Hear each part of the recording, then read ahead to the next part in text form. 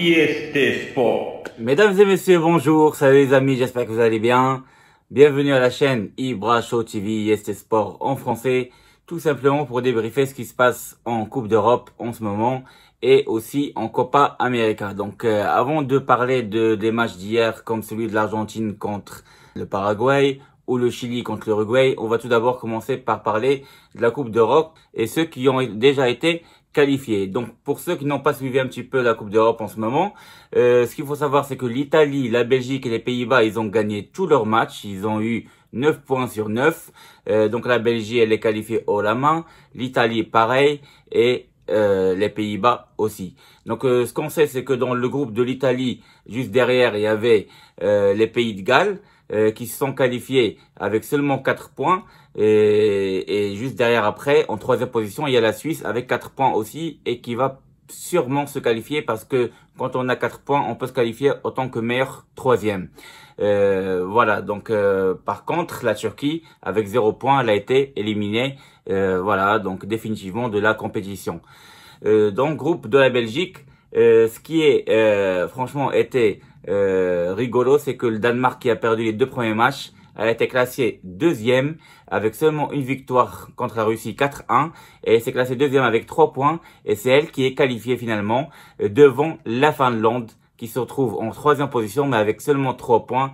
Donc peut-être elle va être disqualifiée parce que il y aura encore des matchs aujourd'hui, que ce soit celui de la Croatie, la Pologne, l'Espagne, etc. Et demain aussi, il y a les matchs d'Allemagne, Portugal, France, Hongrie, etc. Donc, moi, je pense pas que la Finlande va se qualifier. Et donc, voilà. Donc, les Pays de Galles et la Belgique, c'est eux qui se sont qualifiés.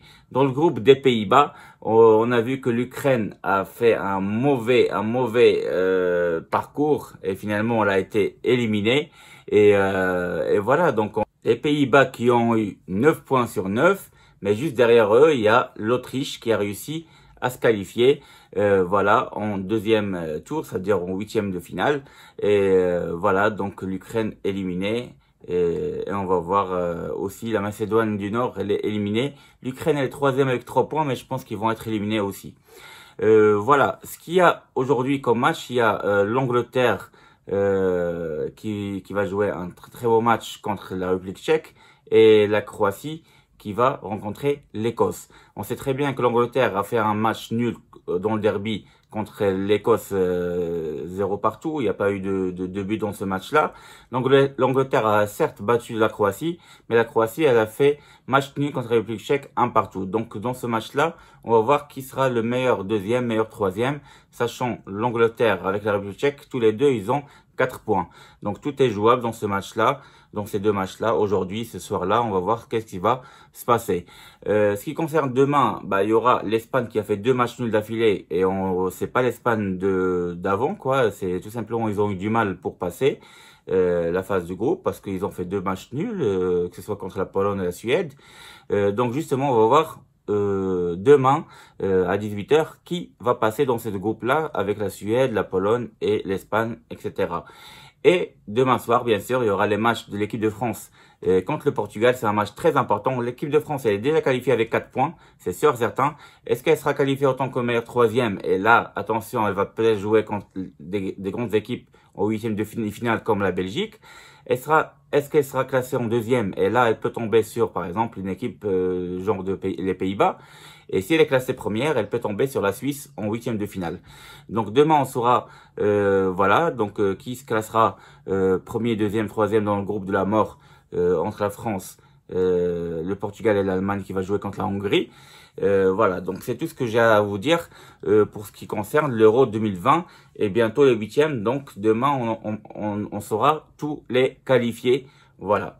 Et les favoris, bah, pour l'instant, ils sont toujours là, que ce soit l'Italie, la Belgique, les Pays-Bas, et j'imagine que l'Allemagne, la France, le Portugal, ils seront là aussi encore, et aussi l'Angleterre et l'Espagne, j'imagine qu'ils vont se qualifier, donc tout le monde sera là, tous les favoris seront là. Ce qui concerne la Copa América, donc pour ceux qui n'ont pas suivi, hier il y a eu 2 matchs très importants dans le groupe A.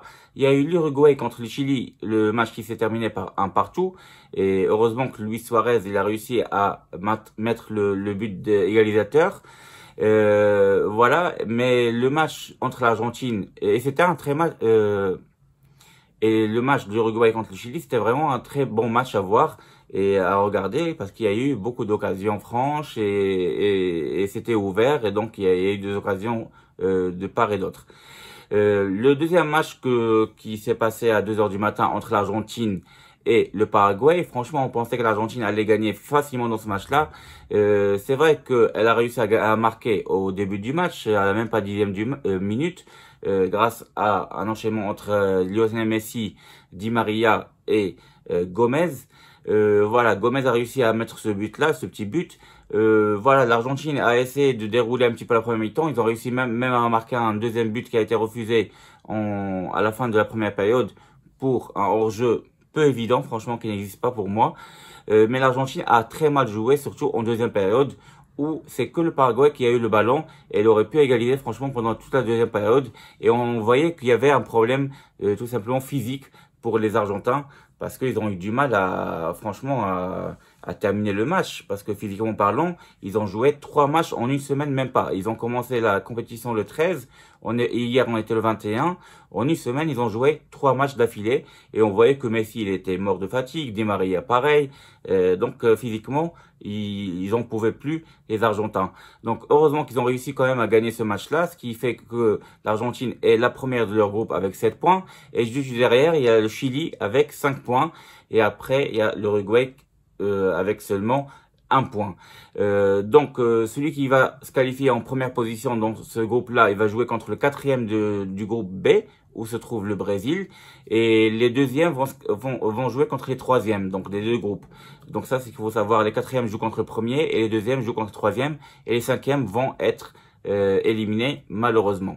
Donc pour l'instant c'est la Bolivie qui a 0 points qui va être éliminée sûrement du premier groupe et la Venezuela du deuxième groupe, sachant que Venezuela a perdu contre le Brésil dans le deuxième groupe pour un match d'ouverture 3-0 et le Brésil a battu aussi le Pérou 4-0. Donc le Brésil est bien parti dans le deuxième groupe, c'est elle qui est première et la Colombie elle est juste derrière avec 4 points alors que le Brésil elle a 6 points.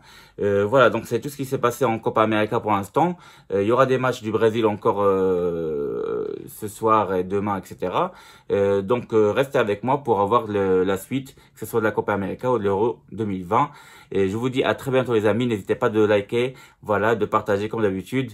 Et je vous dis bye bye, ciao ciao.